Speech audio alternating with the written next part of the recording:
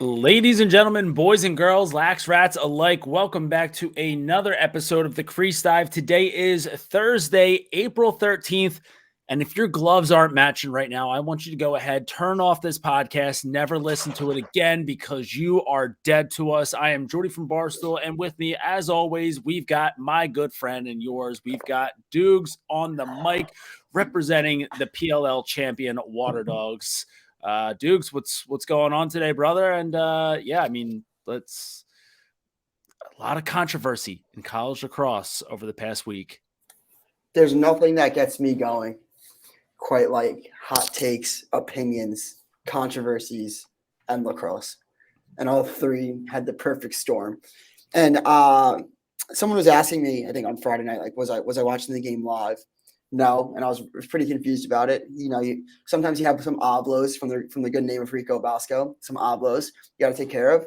Had some oblos, and then I wake up and I see the lacrosse world's in a stir, and it got me horned up. I was ready to go with fire off some takes. I felt a little delayed, a little human rain delay, but Jesus Christ, the takes that people had were very opinionated, very strong, and I think from what I saw, you have a strong take about it.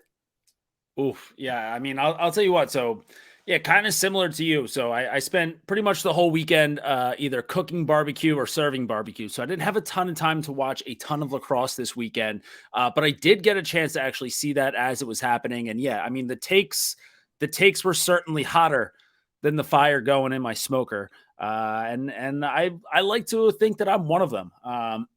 Very, very strong opinions on this one. And I'll tell you what, I am going to be the first to announce I've lost respect for John Tillman. John Tillman no longer has the respect of Barstool, Jordie of the Crease Dive. So it's done. It's final. It's set in stone. Listen, we've heard a lot about class in sports lately, right? You kind of goes back to the women's national championship game for basketball. A lot of class talk around sports lately with Angel Reese and Caitlin Clark. You want to know what's worse than being classless, Dukes, in sports? What? Being an asshole? Yes, in the same, but being gutless. I would much rather be classless than gutless because what that move, and so for anyone listening right now, I'd have to imagine that you know what we're talking about, but just to set the scene, Maryland, Ohio State. Ohio State has Maryland on the ropes for pretty much the whole night. Maryland finally able to kind of scratch and claw their way back into that game. Turns out to be a tie game. Tillman kind of bitching at the refs the whole game. And finally, push comes to shove. One of the final face-offs in regulation. And something was said to the refs. Now, depending on who you ask, was it John Tillman asking the refs to go check the gloves of Matt Fritz of Ohio State? Was it Tillman just kind of mentioning, hey, are those guys allowed to have mismatching gloves? So I don't know if we'll ever get the actual story as to how much Tillman actually, went up to the refs and said, hey, go check his gloves, because I think that it's against the rules that his gloves don't match the rest of the team. But either way, Ohio State gets hit with a violation for Matt Fritz wearing gloves that doesn't match the rest of the teams. They lose possession of that faceoff. Fortunately, nothing really came out of that. So they lost possession. Maryland gets the ball. Dude, if Maryland scored on that possession to win the game in regulation, yeah, this whole bitch would have burned down. Luckily, I mean, they still got the win, and there's still much to be said about the fact that, Ohio State could have easily have won that faceoff. They could have got that last possession of the game. They could have scored in one regulation instead of having to go to overtime, where Maryland eventually pulled out the what was it, a 12-11 final. But yeah, if Maryland scored on that ensuing possession after the glove check, it would have been even more chaos and anarchy than we already saw on Friday night.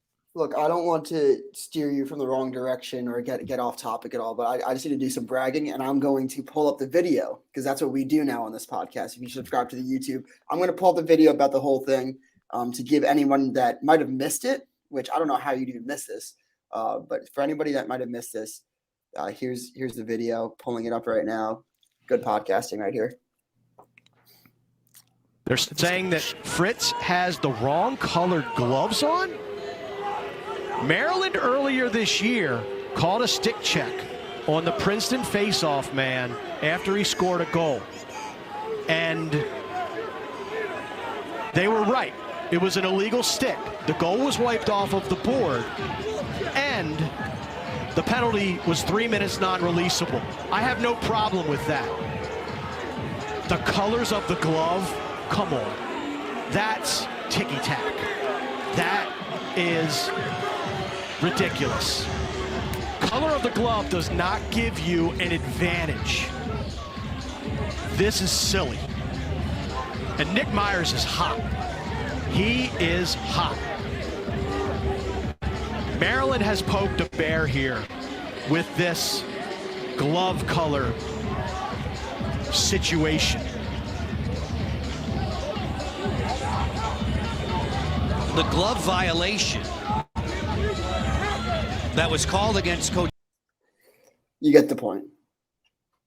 I've slept on this, and I think that people are going to think that like I'm in the wake chamber, but so you have your take first. All right. So first off, I'm going to make an early call here. I would like to give Nick Myers my weight room of the week presented by Shark Talk, just because if you watched that game live, or if you just saw the video that Doogs put out there, shout out to Doogs for being just very prepared for this week's episode. What a beast, best producer in the game. But you see just how violently angry he is there. And he doesn't even really need to do much besides just stew on the sideline like that for me to think, holy shit, this dude just eats weights for a living. He wakes up in the morning, eats weights. Lunchtime rolls around, eats weights. Dinner comes around, more weights. Dessert, guess what? Load up another couple 45-pound plates. Nick Myers looking like one of the scariest human beings in the planet right there. So pissed off at Tillman. So pissed off at the refs. That is my weight room of the week.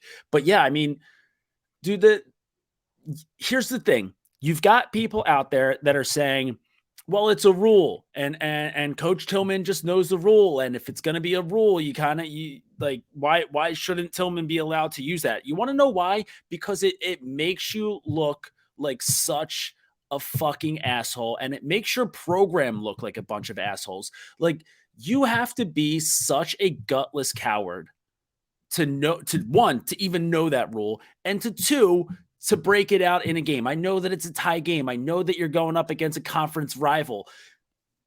There's got to be a better way to win than that. You almost have to. I would rather lose than win a game like that.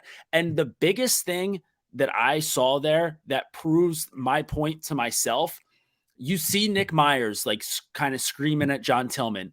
You see Tillman just avoiding eye contact, right? He knows that he's a coward in that move. He knows that he's gutless. He's avoiding eye contact. Now the Maryland sideline, they're kind of getting a little chirpy, a little yappy, and like I get it. Like they're like they see the opponent a little flustered, they want to get up. But the one guy who really, really sells and drives this point home to me, Jesse Bernhardt. Jesse Bernhardt is one of the most fiery competitors in the sport of lacrosse. The Bernhardt family in general, fiery as they come. You think that if Nick Myers is over there screaming across the sideline to John Tillman about, like whatever he's saying there, do you think that if Jesse Bernhardt agreed to any degree with the move that John Tillman pulled there, that he would just let all that go and continue to also avoid eye contact with Nick Myers? No, not at all. He'd be right back in Nick Myers' mitt, and he'd be firing right back at him, because the Bernhardt family, they're a bunch of junkyard dogs, and they're about that life. He didn't do or say a single thing, because I think he also knew it was a gutless coward move to pull out that bag of tricks. And that's my issue with it. Does he know the rules? Sure. I guess, like, who do you blame in this sense? Like, whatever dumbass put that rule in the rule book to begin with, or Tillman? I don't really care who it is, but you know that you fucked up and that you're gutless when you pull a move like that, and then you don't even have the courtesy to look Nick Myers in the eye as he's calling you a gutless coward, and on top of it all, you run away from him in the handshake line.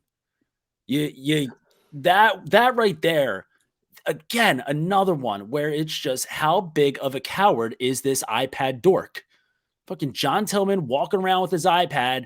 This little nerd probably got bullied all this. Like, dude, go. You wanna play that game where you take away a possession from them for a key time because gloves don't match? At least have the common courtesy to shake the man's hand and hear what he has to say instead of immediately running over to your post game interview for the Big Ten Network for a couple hundred people to see.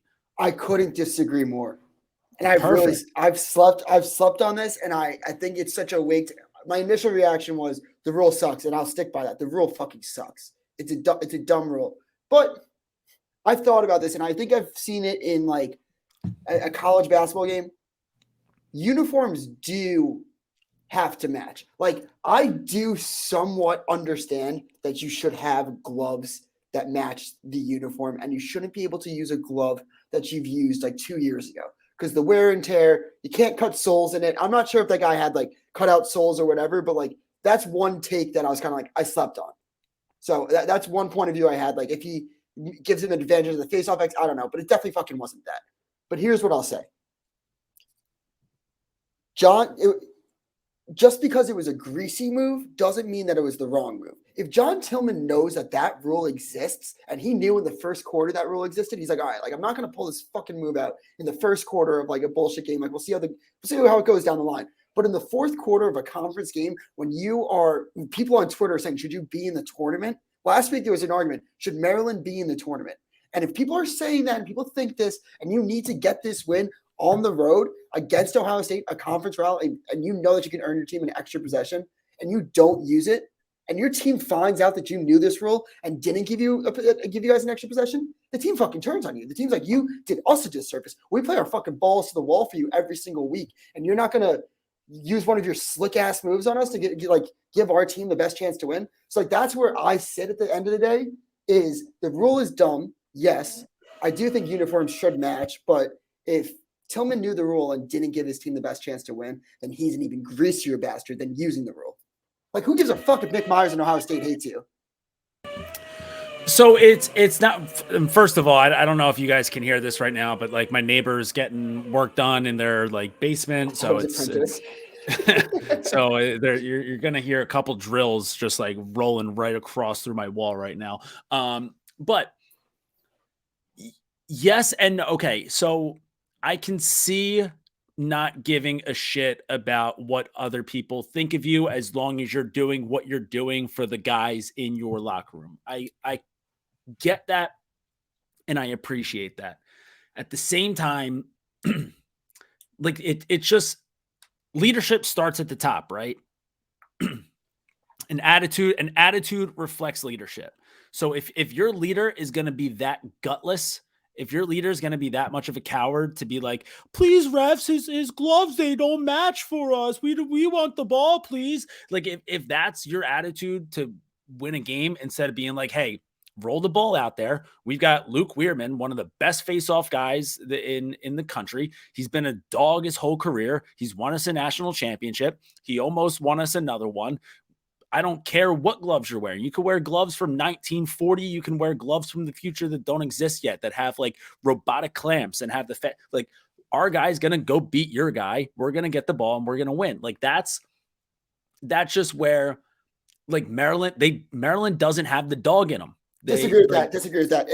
It's such a like roll the ball out. Like, if you know that you can just like, yeah, we trust Luke Weirman. He goes out to X every single game, but like, you're talking about a possession with a minute to go in a tie game. That gives your team the best chance to win. You want to know what the leading from the front is? The leading from the front there is do anything it takes to win. Anything. No matter if that means, yeah, the competitor in Luke Weirman, he wants to go out and get the face-off X, but the competitor in Luke Weirman knows a possession, that's the goal of the face-off. And he knows that if he can get that through a roll, then that's the way to do it. I don't know, man. To me, it screams like palm up attitude, you know, where things just don't go your way. And it's just palms are up and you're complaining and you're just like, just desperately finding for something. And instead, like you're constantly looking for an excuse instead of just figuring something out on your own. We've got the drill going again. So again, I don't know if you guys can hear it, It's not but that it is bad. like, Don't worry. It's the Barstool okay. difference. Yeah. It just sounds, it sounds like it's going directly through my skull. So it's going to throw me off a little bit, but I don't know. Perfect for the debate. I just feel like it's one, it sends a message to the team. Now you know what? Because I feel like the team probably. All right, maybe I don't. The team, the team does love it. It makes the program look bad, and I also think it puts it. Maryland should already have a massive target on their back. They're the defending national champions. They're Maryland, but I do think that this is one where I don't know. I think between calling the face off, the stick check on Sandoval, I think between this, I think that there just comes a time where you have to be careful what you wish for. Actions have consequences, and I'd imagine that somewhere down the line, something like this comes back to bite them in the ass. Fine, and it might, but I think that's the price you have to pay for being like. I mean, it's come back to bite Belichick once in a while. Like we're looking at one of the all-time great dynasties in lacrosse. Like not maybe not through like the championships or whatnot, but the consistency that Maryland pours in, year out. Like if you're not going to want to play for John Tillman because of a fucking rule that he knew and used to his team's advantage, like you are a loser. You're going to go to a piss poor program. I'm not going to name a program because there's no piss poor programs, and I want merch from every single program in the country. But you're probably a loser. Like I don't know if imagine it came out that Tillman knew the rule and didn't use it. The dialogue on Twitter would be completely different. I mean, yeah. I also don't know how that would come out. Yeah, but because people, I mean, I'll tell you how. Do you want to? Because Lack's film room would be like, oh, did you know? I noticed something on the broadcast. Yeah, like something like that. I don't know. I totally. The thing is that I want to. At the end of the day, is I understand the other point of view. I just think there's another point of view that people have to consider. Like. So here's what I say to that, where yes, is there another point of view? Sure. Can you consider it? Absolutely. But like the way that I say it is there's no rule that says that you can't put toothpaste on a steak. Does it mean that you should still do it? No, never in a million years. There's no rule saying that you can't call like the rule is that you can call a guy out for having mismatching gloves. Should you ever do it? No. Both things make you just an asshole. And I think at the end of the day, the optimist in me, the guy who, always expects the best out of humanity. I just think that assholes at the end of the day don't win. I think that the good guy wins. And I think that calling out a team because their one face-off guy has a different pair of gloves on makes you an asshole. Assholes don't win. Is he the asshole or is the asshole the kid that probably forgot his gloves in the locker room and wasn't careful enough to consider putting on the right gloves? When are we going to start blaming the kid? I mean, yeah, we call them just kids. Wow, are we victim blaming? Is this a victim blaming podcast? Doogs the victim blamer? I wanted to go after the kid so bad, but I really didn't care enough. But I do. Here's the thing. It does bring up a point where it's like it's a face-off guy, so I can like guarantee you that like no one even like looked at him or talked to him before the game. It's like he has like his other face-off guys, his face-off coach. Nobody else knows what's going on with those guys, so nobody else probably even noticed that it was a thing. Like there's just so many things that go on with the face-off guys on each team where everyone's just like, yeah, like whatever. Like I just don't know what they're doing. They just do it. I have 2 points to really end on. One is that I don't know what the glove looked like or whatever, but the fact that he was a face-off guy made me think that something was up with the actual glove itself and not just the color. Where I was like, oh, like if it was like a 2018 glove or like, when he was like a freshman, it's like the wear and tear, it's like more comfortable. Like maybe it gave him some sort of advantage. I don't know. I don't really fucking believe that, but that's like a thought that went through my head. Second, the thing that made Tillman, in my opinion, like it wasn't the actual him using the rule or like asking for the call or like it was the fact that he just wouldn't fucking admit that like, yeah, I asked for the call or like, yeah, I wanted to see like what was up with the kid wearing a different color glove. Like he was very cryptic about it, didn't ever own up to it. There's two sides to every story, but like I thought that I would have just fucking owned up to him. Be like, yep, we did that. We did that. We got this. Again, we that's got the just. job.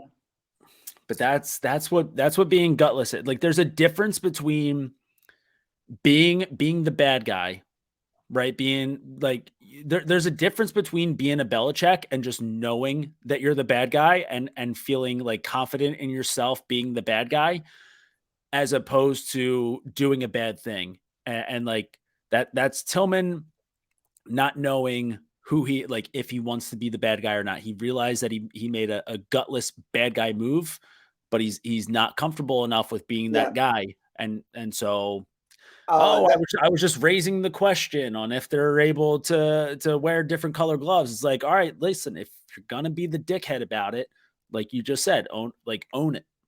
And then here's my weight room of the week presented by Shark Chalk is actually John Tillman for absolutely mentally bodying Nick Myers and sending him into a fucking temper tantrum. How about you control your sidelines, Nick? All right, you guys look piss poor this whole entire fucking season. You bring in two of the best, one of the best defenders in the country. Defenses look like shit half the year. You have a chance to beat Maryland and you lose your cool. You lose your sidelines. You lose an OT. I mean, get it together. Tillman's playing gymnastics over your head.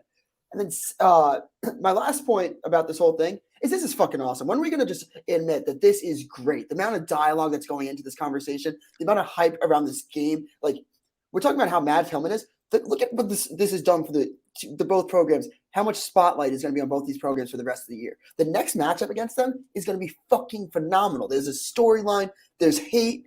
There's two sides where people feel passionate about both sides. Like, there's defending national champions. And then now we're like have even more reason to hate. People are going to tune into this game. I would be surprised. I mean, if this was on ESPN2 or something, it would be the most watched college lacrosse game in a while, in my opinion. Like, there's a lot of dialogue and like going on with this game. The rematch. Yeah, I mean, we're 22 minutes into today's episode, and that's been the only thing that we've talked about so far. So, yeah, from purely an entertainment perspective, incredible moment. As far as a character perspective goes, one of the lowest moments ever. So I think the combination of the two of those just make it incredible for everybody. Just some incredible theater. Let me tell you what, if we're talking about cowards right now, can we real quick, let's talk about, and I know you're not going to like this, but the Notre Dame Fighting Irish. So these guys come out. So for the past few weeks, if you've been ranked number 1 in the country, it has been a death sentence for you. Number 1, Virginia, they go down to Maryland. Number 1, Maryland, they go down. Number 1, Notre Dame, they go down to Virginia. What else happened here? Virginia got number 1 again. They go down to Duke. Now it's back to Notre Dame. Well, see, I'm even now. Duke was the number 1 team in the nation, and they go down to Notre Dame. So what is that? 4 weeks in a row where we've had a new number 1 team in the nation. Yep. So Notre Dame on Saturday, they get a big time 17-12 win over Duke. Again, the death sentence of being the number 1 ranked team in the country. Notre Dame now has that crown. They have that title. And guess what? They don't have a game until April 22nd. They're just ducking the number 1 curse. So I don't know. Right now it seems a little bit fishy to give Notre Dame the number 1 rankings in the polls when they don't even play until next Saturday. But still a huge win for your Notre Dame Fighting Irish Doogs. Pat Cav, 3-5. Chris Cav, 5 goals, 0 assists. I mean, these two guys, aside from that Virginia game where they still got the job done, they still got enough of the job done themselves.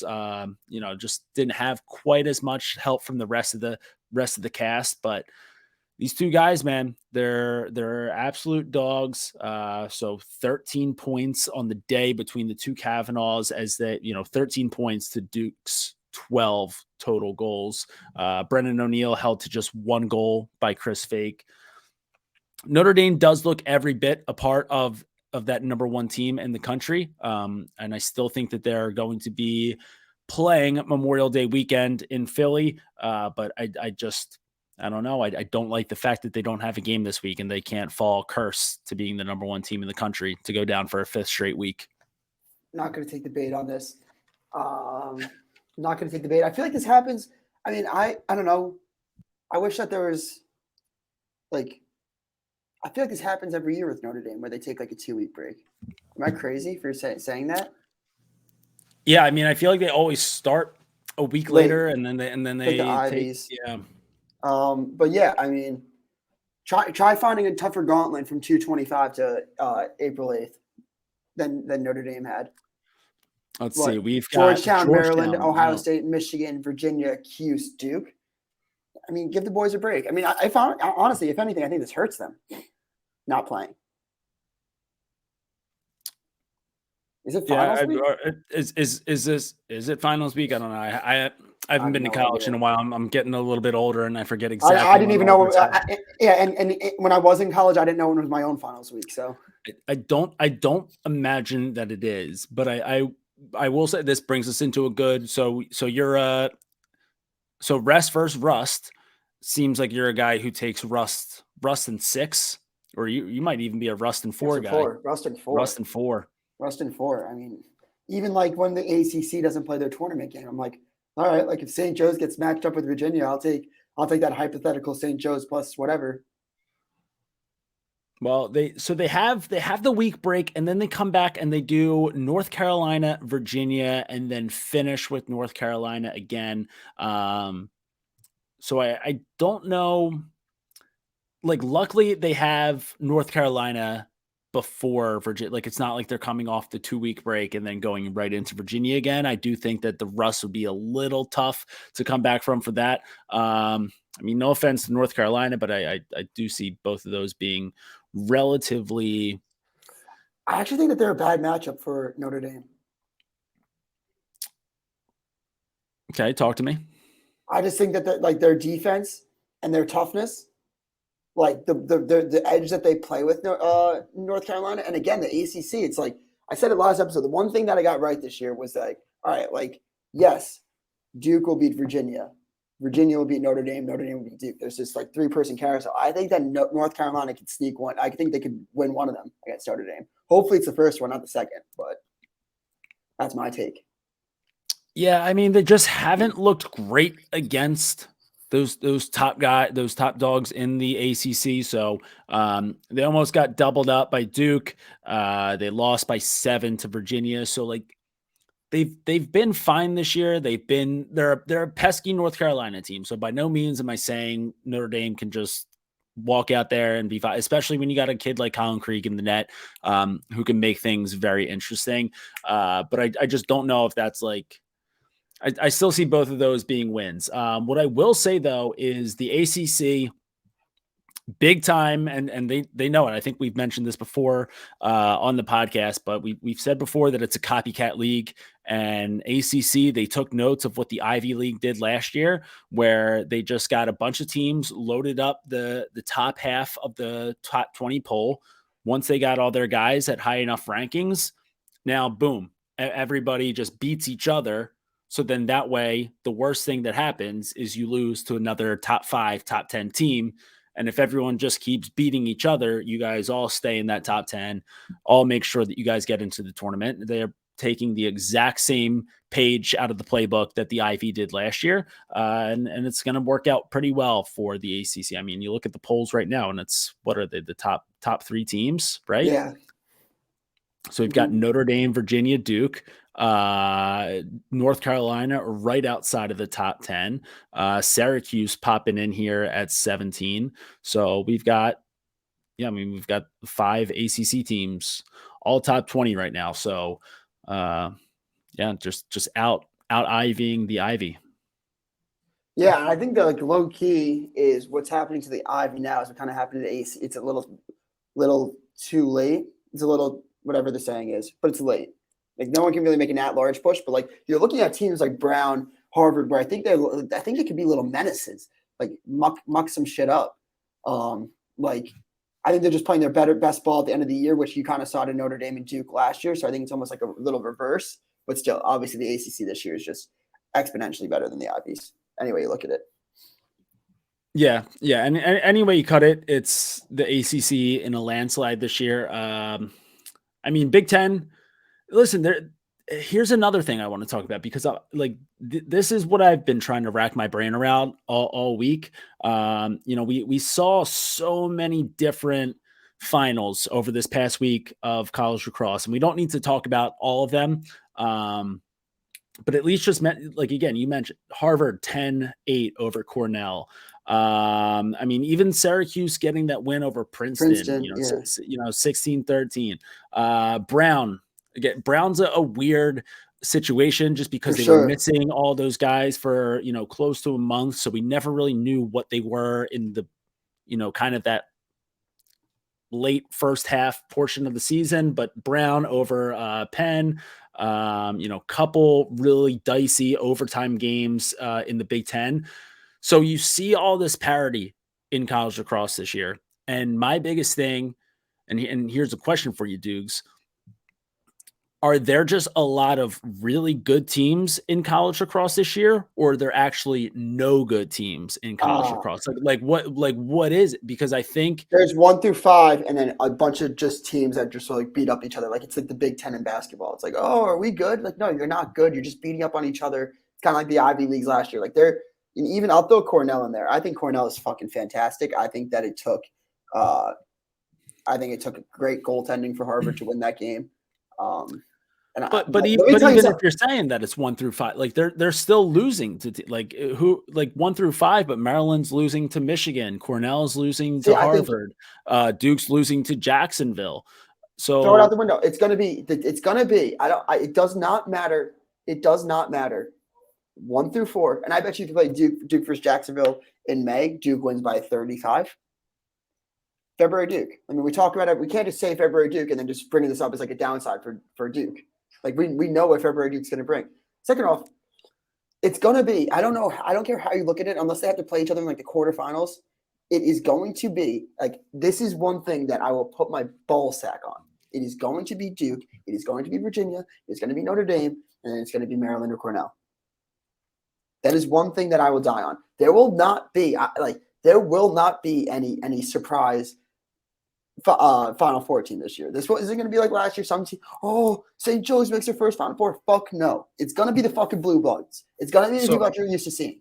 So one more time, what are those? What are those schools? Notre Dame, Virginia, Duke, Yep. Cornell or Maryland. Okay, so with those 5 programs, Dukes, you're saying you're putting your ball sack on the line. I think that this is something that we should probably hold you to. So I think what would be fair here is, so we have those 5 schools, and so granted, obviously not all 5 of them can make it to the Final Four. So if they end up playing each other in the 3 out of 5 will.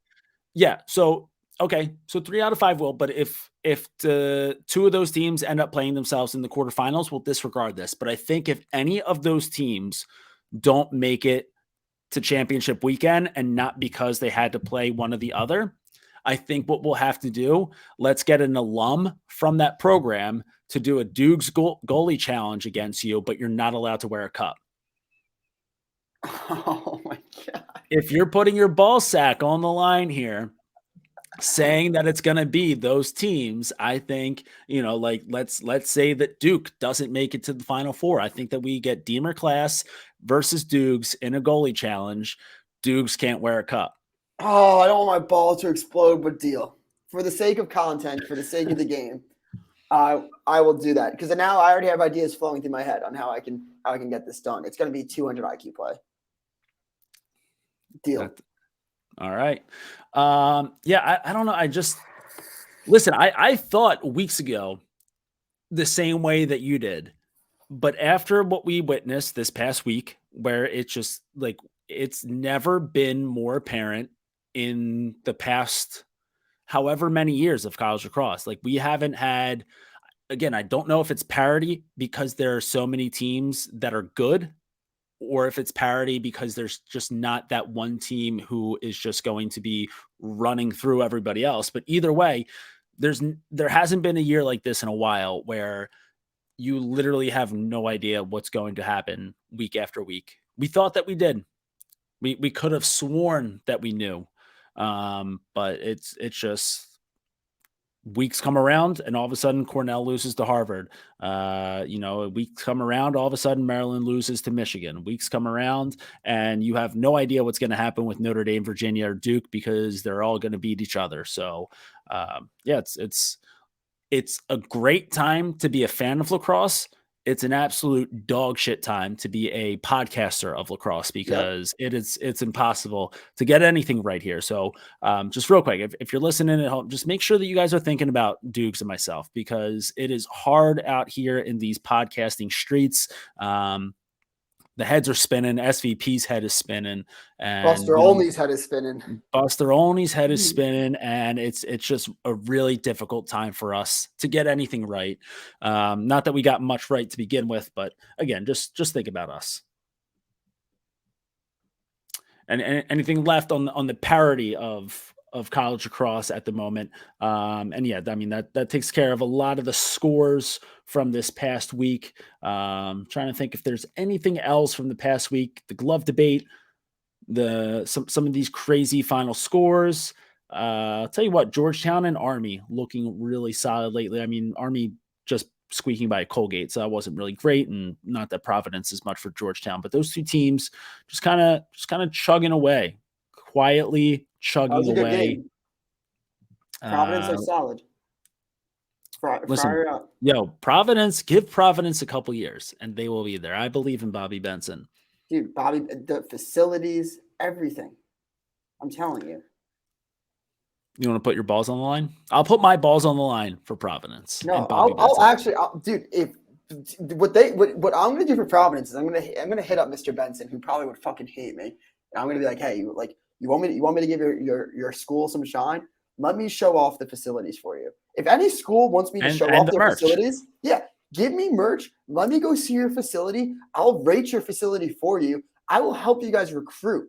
Like, if I get merch and I get content out of like seeing your sick facilities, I will hype you guys up. I'll gas you up. Any coaches out there that want me to go see their facilities, I'm free all summer. I got a car. I got gas. I got a camera. I got an ugly face, beautiful voice. Let's do this shit, baby. All right. So to all those coaches out there, get in Doogs' DMs. So before we get into this weekend's preview, this week's slate of games, I do have one quick segment that I'm throwing in here as a loop. I don't know if we briefly discussed this right before we started recording, but I don't know if Doogs, if you've had a chance to think of anyone of your own. So it might just be a solo segment, but I do want to give out a certified Lax Guy of the Week award.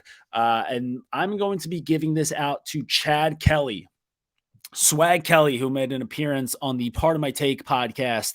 And Swag Kelly was out here saying that lacrosse is the greatest sport ever. This man loves the game of lax, wants to get a tryout with the Water Dogs. Listen, he is a man from Buffalo, right? He's got that upstate Western New York grit to him. I think a guy like that, immediately I'm going to be thinking of a guy like Connor Field, someone who's just going to be impossible to stop because they're relentlessly trying to get to the middle. Chad Kelly, he's a Grey Cup champion, by the way. So probably I have the video. Let's pull it up real quick. I have the video. And how I heard he's a great lacrosse player. Well, so greatest sport ever. Really? Like, dude, it's so fun. Lacrosse is the greatest sport ever. Really? Like, dude, it's so fun. Well, we own the championship team, Water Dogs. No big deal. Well, can I get a tryout? Yes. Yes. Oh, absolutely. Like, for real. Yes. We can definitely make that happen. I'll play defense, midi, long pull. It don't matter. Okay. Attack. I dabble in attack, but more midi. I like to run. Okay. Yeah. Well, I think we need some middies. We've been looking at the roster every night. So Grey Cup champion Chad Kelly. We've already had Super Bowl champion Chris Hogan as a certified lax guy, and now Grey Cup champion Chad Kelly. So for anyone out there that doesn't think that lacrosse players are athletes, guess what? We've got champions in both the NFL and the CFL. So suck on that. Yeah, and I think it would be. I would like to see, hopefully in training camp, like a Billy Football versus Chad Kelly. Who's the better quarterback? Who's the better lacrosse player? A little dual competition. Like a decathlon almost. Yeah. Maybe gas and beers. This is sounding like something that would be very good. I think this one has legs. This sounds like a Billy Saturday. This him and another dude just like drinking beers, tossing the pigskin around, throwing footballs, and be like, "No, I can kick your fucking ass. No, you can kick my Dude, yeah, give me a couple weeks to train and I could probably shoot par at the Masters. All right. Well, yeah, I think that's an idea that we need to write down because it does sound like something that we could make happen, or at the very least, Billy and the part of my take guys can make happen. Something. It's good. Yeah. Good idea out of Doogs' brain. All right, so let's make this quick, and let's just get into this weekend's slate of games. Few good ones. Not exactly the most loaded weekend ever. Only Friday night game. Well, hey, shout out to the Mac Daddies of Merrimack. Going to get the season back on track with a win over UMass Lowell on Friday night at 7 p.m. The Saturday slate of games. Now, Duke, Virginia, big one here. Obviously, we've got the rematch here. This was going to be in Durham. So obviously, last time that we saw Duke and Virginia play, Duke took down number 1 Virginia. Massive night out of Brendan O'Neill. Big night for guys like Dyson Williams. Obviously, another big night for Peyton Cormier, who had 6 goals after getting the short stick matchup. So it'll be interesting to see if Duke keeps with that strategy. Did it work against keeping Peyton Cormier off the board? Not necessarily. Did it work off of just kind of throwing Virginia's offense for a loop? Absolutely. So we've got Duke and Virginia. They are going to be playing at 1 p.m. on Saturday. That is going to be a game. I'm going to assume that that's got to be on the ESPNU. Just kind of searching here. Where's the Why am I missing this at the moment? 1 o'clock. 1 o'clock. I'm not seeing it on the. Either way, I'm going to assume that's going to be ESPNU or ACC network. So, Doogs, do you think that Duke runs it back? They've had Virginia's number in this rivalry, or do you think that Virginia gets a little bit of a revenge in the regular season matchups? I think Duke gets the win here. Again, I think it just comes down to bounce back spot for Duke. I think that's going to be a common theme in where my thinking process is the bounce back spots for these guys. So I think Duke's going to have a hard week of practice. I think Virginia's obviously going to be motivated wanting to get that win over Duke, but I don't know, that Duke defense is very impressive to me. And again, I think I said one of the first episodes is with Duke, their midfields. I think that their midfield at the beginning of the season when they lost to Jacksonville, I didn't really trust, and I didn't really know where they were. Garrett Ledman is one of my favorite players to watch right now. And then you're looking at a guy like Caputo, who I think is having one of the best years that he's ever had. So the Duke midfield's really coming on, and we know what their attack and defense can do. So I think Duke is a pretty damn good team right now. So first off, it is going to be on ACC Network. And secondly, I agree with everything that you're saying, but I'm going to go ahead and call this a scheduled loss for Duke. Listen, now you don't want to lose 2 games in a row. You never want to lose 2 weeks in a row, but is there anything more difficult than beating the same team 3 times in one season? It's pretty hard to do, especially against a conference opponent like Virginia.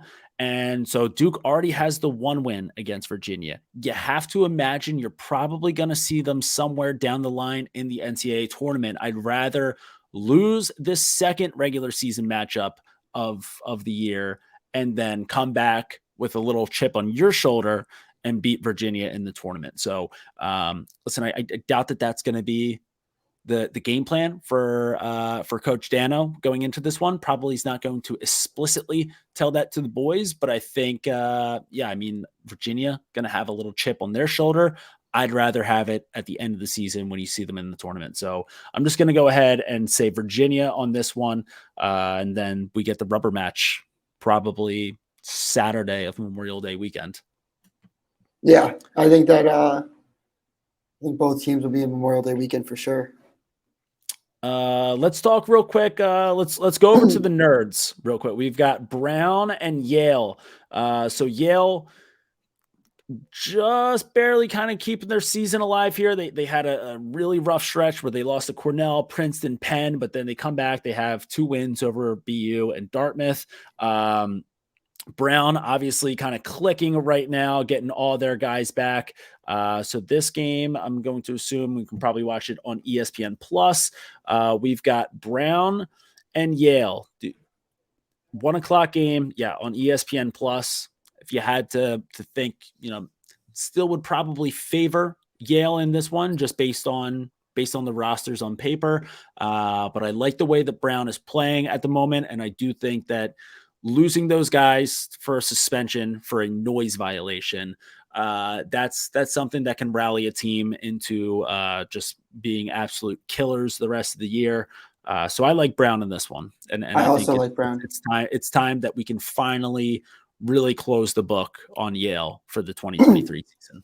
I also like Brown. I like my Garden City guys over there. So go Brown. All right. Staying with the nerds, we've got Philly Penn making the trip up to Harvard. Harvard's going to be feeling real good about themselves after that big win over Cornell. Penn just got quote unquote upset by Brown. Doogs, this is your heart. You're an alum.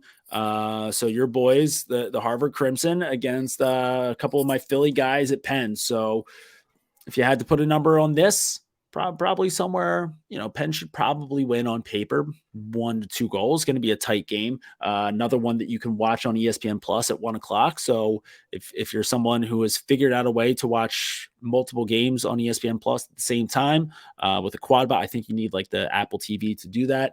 But some good Ivy League matchups in the middle of the day on Saturday. Harvard at home. Dukes, where you lie on this one? Gonna go with the better school, better academia. My alma mater, Harvard. I think they're playing some good ball right now. I think if Barnard can play the way that he played against Cornell, they're a dangerous team to look out for. Sam King's one of my favorite players to watch in the country. So let's go Crimson. Okay. I'm going to go ahead and I'm going to say that this is officially a legacy game for Sam Hanley. And that is because earlier this week, it was announced that the 2023 PLL Collegiate Draft is going to be held on May 9th at 7 p.m. on ESPNU. So this is going to be the first game for Sam Hanley since it was announced exactly when the college draft is going to be. So there's going to be plenty of talk, plenty of chatter on the broadcast about Sam Hanley potentially being that number 1 pick in the 2023 draft if he chooses to leave college. So big game for Sam Hanley on deck here. I haven't always been the biggest Sam Hanley guy on the planet, but I do think that he comes out here and puts up a monster game, and then we can all talk about Sam Hanley as the number 1 pick in the draft. So I think Sam Hanley, big game out of him. I'm seeing 4 goals, 2 assists, and that should be enough to give Penn the win. Ohio State Hopkins, is you think 1? What's Ohio State's glove situation looking like for this game? Will they even get off the bus? Well, do you think they'll probably schedule their bus for like the wrong time? This game will probably. What time is this game supposed to start? I think Nick Myers just flipped the bus. This game's supposed to start at 2, so Ohio State will show up at 2:30. Who did that? Wasn't there was a game last year where was it even a tournament game where like they didn't bring their jerseys. They didn't bring the right jerseys, maybe. Yeah, that was like Drexel basketball. It was Drexel basketball, but I also feel like it happened in lacrosse. I Might don't know have. why. I remember Drexel basketball had to wear like someone else's pennies. I'm thinking about, like, for some reason I'm thinking like Rutgers is in my head. Like maybe when they played at like Hofstra or something like that. But yeah, either way, Ohio State might not make a my equipment guys might fuck that one up as they travel to Baltimore for a Big Ten matchup. I liked the joke earlier in the year about if Hopkins is back or not, but I'm gonna go ahead and yeah, I mean they're definitely back. They had a very tight loss to a very good Penn State team so far this year, so they're coming off of that loss. Obviously, Ohio State's gonna be a little pissed off about the Maryland one, but like you said, I mean, have they lost focus on the season? Are they too focused on the gloves? I like Hopkins to win this one. Like Hopkins' defense kind of cancels out Ohio State's defense. Yeah, I'm going Hop. Going to hear a lot of the band on Saturday. Yeah, I'm going with the band too. I think that defense is phenomenal. I think they get in a bounce back spot, and I just don't really trust Ohio State. I'm not going to say they're going to win a game the rest of the year. All right. Just a couple more games to get through here. Let's talk. All right. Let's stay in the Big Ten. We've got Penn State, Michigan, Maryland, Rutgers. So one of these games, Penn State, Michigan is going to be at 6 p.m. on ESPNU. Maryland, Rutgers is at 7 on the Big Ten Network. Doogs, give me both your picks for that one. I'm going to go Michigan and I'm going to go Maryland. And I actually might be going to Rutgers, Maryland. Love that. Michigan getting 2 big time wins in the same season in the Big Ten. Yeah, I think so. I think it's gonna be like probably first time ever, right? It would have to be, yeah. I mean, just if you remember last year, they started off 7-0, and then once they got into their Big Ten schedule, I think they lost every single game. I think. Listen, Michigan at home definitely going to help them there. Penn State, yeah, it's. I don't know. I got to go. I'm going to go Penn State and Maryland. Just because I've given up on this Rutgers team. And I think, listen, I do think Penn State, Michigan, though, wouldn't mind that going into an overtime game. Definitely see that being tight.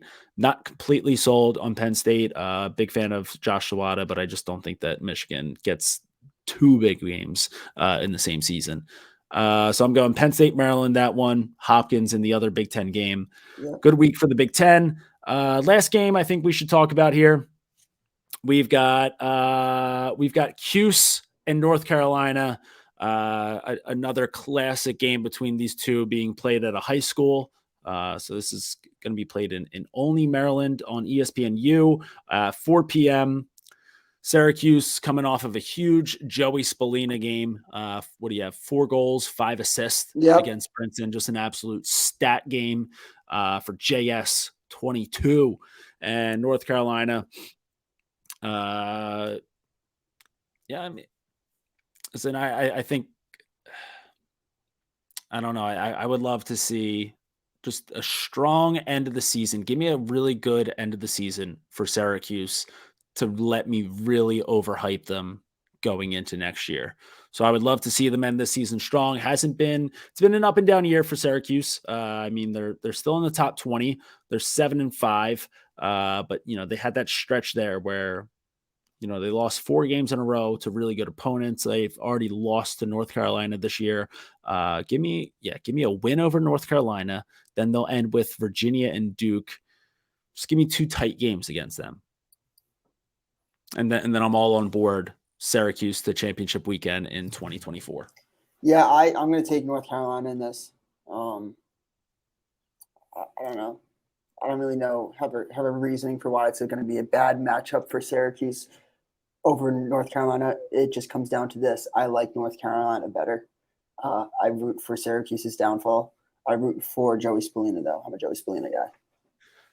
Well, you think about Joey Spallina, one of the best high school lacrosse players of all time, this game being played at a high school. So, I mean, this just could be a good, just another stat night for him. Speaking of high school, I got to get ahead of something. Garden City lost to national powerhouse from Texas. Highland Park. I saw some people saying that I wouldn't give credit. I will give credit. Credit to Highland Park. Also credit to Garden City for growing the game, going down to Texas, one of the best public high schools in America, going down to Texas to help grow the game, get this sport nationwide, and doing a little Make-A-Wish thing, giving them the win. I think I heard at halftime, they're like, hey, we got to give these boys the win so the game gets bigger and broader. It's a bigger purpose in life besides getting the win-loss column. Also, wins only matter in June. Read about it. I don't know. It's just a little hard to still consider Long Island a hotbed if you guys are losing to teams in Texas. Ask St. Paul's. I think St. Paul's from Maryland is still looking for a win over Garden City. Okay. Well, fair enough. And just real quick, just to kind of clean things up a little bit, the Michigan Penn State game and Rutgers Maryland, they are both on Sundays, so that those are not Saturday games. So that is your weekend slate of games. I mean, I think that we settled the glove debate once and for all. So I don't think that we have to talk about that anymore until we get another Maryland-Ohio State game. So credit to us on ending that debate once and for all. Make sure that you guys are following us on social. We are at the Crease Dive on Twitter and Instagram. We are Stool Crease Dive on TikTok. Make sure that you guys are subscribing on YouTube. Leave a couple comments. Let us know if there's anybody out there that you want us to interview.